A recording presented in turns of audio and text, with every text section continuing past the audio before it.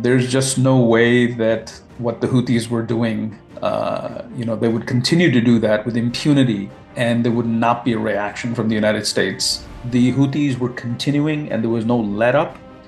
This had to be done because you can't keep saying pretty please in the hope that, at some point the adversary will back off.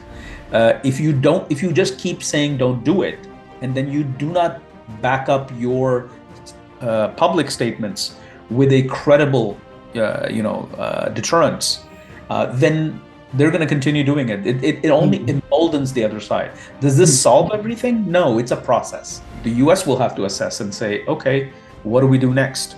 So this is like an escalatory ladder. Hopefully it doesn't go that way, but this is the natural process of move, counter move in a situation like this. Greeting viewers, this is Misbah Azam with New Wave Global. Once again, I have my distinguished guest and a friend, Dr. Kamran Bokhari, with me, and he is going to explain us about the developments in the Red Sea and in the Bab Al-Mandab and the bombing on the targets of Houthis in Yemen. Doctor, there are 26 attacks by the Houthis on the ships, and it culminated to this scenario that all the ships had to go through the Africa down and going up. After all that, how anybody can expect that the West will sit down and do nothing when almost 20% of the trade is disrupted? Please explain that. Yes, Dr. Misbah, I totally agree with you. I mean, there's just no way that what the Houthis were doing, they would continue to do that with impunity and there would not be a reaction from the United States. The United States as the sole superpower of the world is responsible for freedom of navigation. It cannot afford to allow anybody to interfere with the free navigation, the commercial ships sailing through different arteries and waterways. I mean, that just disrupts global commerce. So there was just no way it was only a matter of time that these airstrikes. And in fact, in my other interviews in the mainstream media, I've been basically saying, look, this took some time. I was actually expecting it much earlier because what are we? We're now 3 months out since the Houthis started attacking. So it's understandable why it took that long, because you are basically signaling to the Houthis through various channels that, look, you should stop this. We don't want to escalate. So it's in your interest to not do this. Obviously, that signaling happens through Iran because Iran is the patron of the Houthis. There are many channels between Washington and Tehran, and there are other indirect channels as well. As you know, that Foreign Minister of India, Mr. Jay Shankar, is due in the Iranian capital, and that's after the phone call with Secretary Blinken.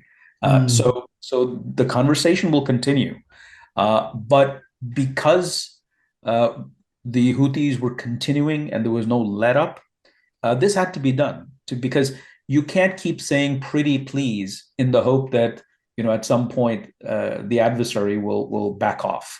If you just keep saying don't do it, and then you do not back up your public statements with a credible deterrence, then they're going to continue doing it. It only emboldens the other side. Does this solve everything? No, it's a process. It will take time. And I don't expect that the Houthis are going to go quiet. They're now in reevaluate mode, and they have to figure out what they need to do next. And the Iranians have to figure out what they need to do next. For now, there's a pause. You got their attention, and now they have to see, what they want to do. Now, if they come back, which I expect them to, I don't expect them to just go quietly into the night. Then, the US will have to assess and say, okay, what do we do next? So this is like an escalatory ladder. Hopefully it doesn't go that way, but this is the natural process of move, counter move in a situation like this. So, Kamran, do you see, you did mention about the escalation of this war. My first question to you would be that did Iran underestimated the resolve of United States in this matter? That they just thought that, okay, they will just say things, but they weren't gonna do anything. Number two, what they want to achieve, what they did they expect that US would just back off and tell Israel to stop bombing in Gaza, and my second question to you is that escalation, can it get to escalation to the extent which where the US jets bombing in Iran or Irani targets, or what do you see that all this scenario? So, look, I think the Iranians are very, very sophisticated. I don't think that they were underestimating the United States. I do think that they knew that at some point the United States will come in, but until we reach that point, why stop? So, what is it that the U.S. will do initially and when, from an Iranian point of view? So first they're going to use diplomacy. So until they use diplomacy, we continue, you know. And then when they do come in, they're going to do targeted airstrikes. The Houthis are battle hardened, so they're going to take out some facilities. They're going to degrade some capabilities. It's not like the Houthis will lose power in Yemen. The Americans are not going to come in on the ground. These are going to be airstrikes, time limited, and limited by also by the number of targets. So that was an acceptable cost, and therefore they were willing to go that far until the U.S. draws that red line and say, "Hey, this far, no further," and then we'll reassess. So I think the Iranians were not under any illusion. They're sophisticated geopolitical chess players, but they are taking advantage of one thing. It's not resolve. It's the fact that the United States had been signaling that we do not want this war in Gaza to become a broader regional war. I think they exploited that fully. I think that it's a natural thing that Washington has been saying. I don't think it's necessarily the wrong things to say, but you don't stop there when you're dealing with an actor like Iran that's going to push until they get pushed back. So I think that was sort of the response from the U.S. was incomplete. Of course, you say, look, we don't want an escalation, but then you also don't say this for too long to where the other side isn't believing you. You have to, when you say something, then you have to match it with a show of force. Some of that was done. I mean, we brought in the USS Ford and the USS Eisenhower into the Arabian Sea. The USS Ford was brought closer to the Levant in the Eastern Med, but it's perceptions and misperceptions. The late Robert Jervis, scholar of conflict, would explain that each side is perceiving things in a certain way and also at the same time misperceiving.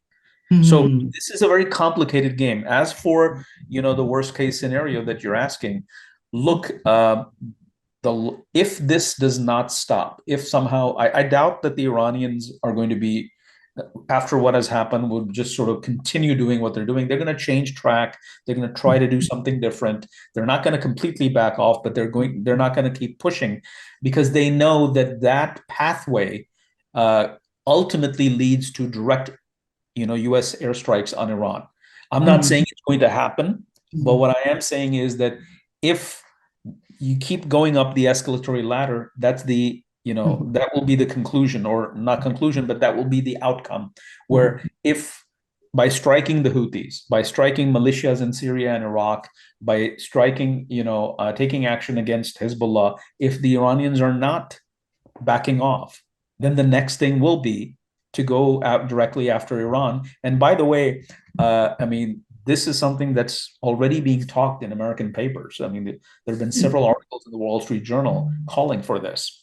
Mhm. Yeah. So, Kamran, when you talk, I am now sensing something that you are saying that Iran was not doing it anything randomly. They kind of calculated, or maybe miscalculated, but calculated the outcomes. So, don't you think that the escalation is then imminent because maybe they have other steps? Because see, their goal is to pressure US so that it can pressure Israel to stop the Gaza operation. At least that's what they say. So that is not stopped. That's going on. So do you think that it's imminent that there will be an escalation? They will do something else, and US will respond. Then they will do something. They don't have any kind of plan in the future. I think a lot of this depends on what the various stakeholders within Iran are debating. I'm sure there are those, who are more pragmatic within the regime who are saying, look,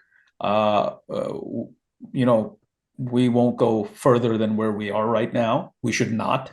And then there are those who are saying, no, you know what, the United States is weak. It's sucked into Ukraine.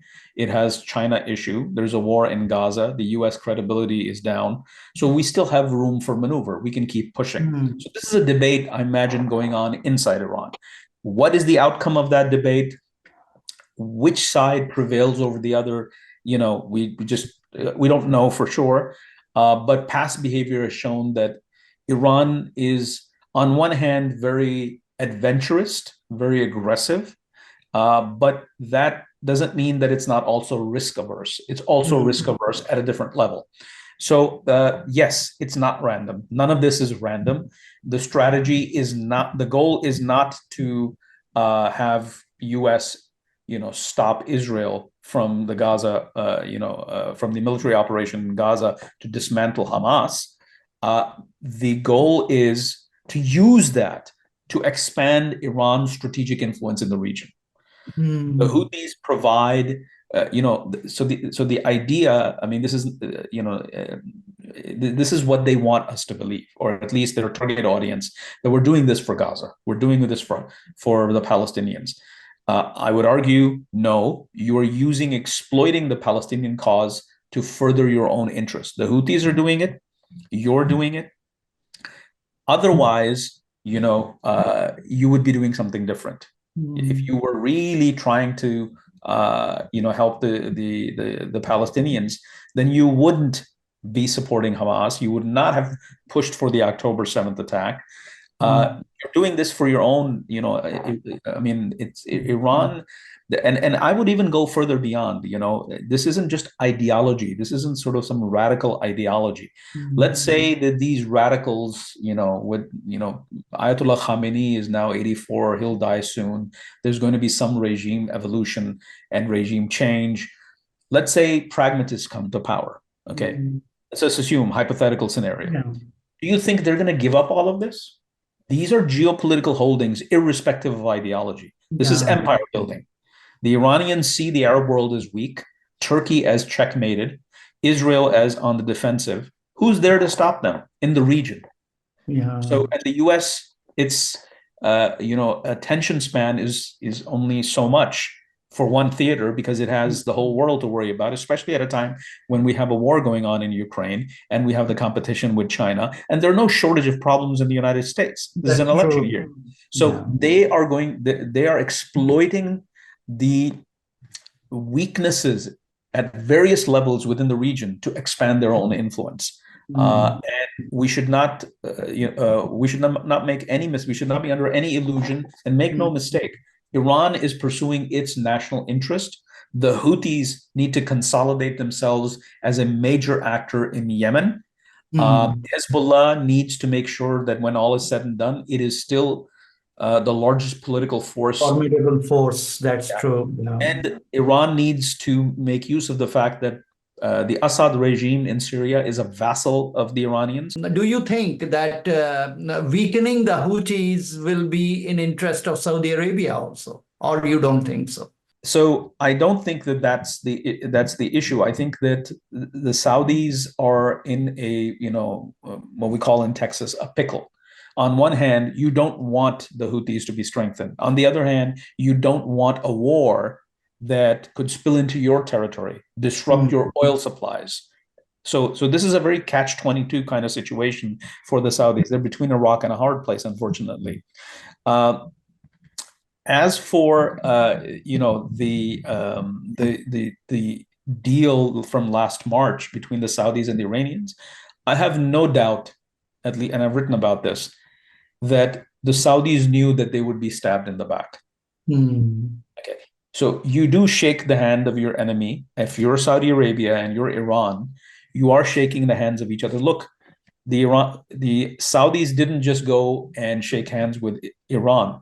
They were also negotiating a normalization with Israel. yes. Likewise, Iran was shaking hands, in Beijing with the Saudis, and they cut that deal and restored diplomatic relations. But they were preparing for the October 7th attack by Hamas, which they That's know is against the Saudi interest. So each side shakes hands, and this is not just Saudi and Iran. This is any adversary in any part of the world at any point in time, that unless real hostilities have been, have been dealt with, the root causes have been dealt with. But when you have intractable conflicts, okay, where you cannot resolve, when it cannot come to a negotiated settlement, whatever short-term agreement, ceasefire, truce, whatever you want to call it, is temporary. And each side knows that the other cannot be trusted, and the other can only be trusted so much. Hmm. Very good, Dr. Saab. It was very nice talking to you again, once again. And we will be getting, as I promised, we will be getting guidances from Dr. Kamran Bokhari in coming days. Also, this issue and other international and national issues, nationalized mean US elections are coming, and then after, and of course in Pakistan, what is happening, we will talk about it also, because Dr. Bokhari is a complete package, actually. I call him. He knows, he can talk on Pakistani politics, he can talk here. Although he is very humble, whenever I talk to him, he says, "Oh, I left Pakistan at its own," but actually that is not the case. He knows very well. So thank you once again, Dr. Bokhari, and see you again very soon. And please keep watching Nayador and New Wave Global. Misbah Azam, thank you. Bye.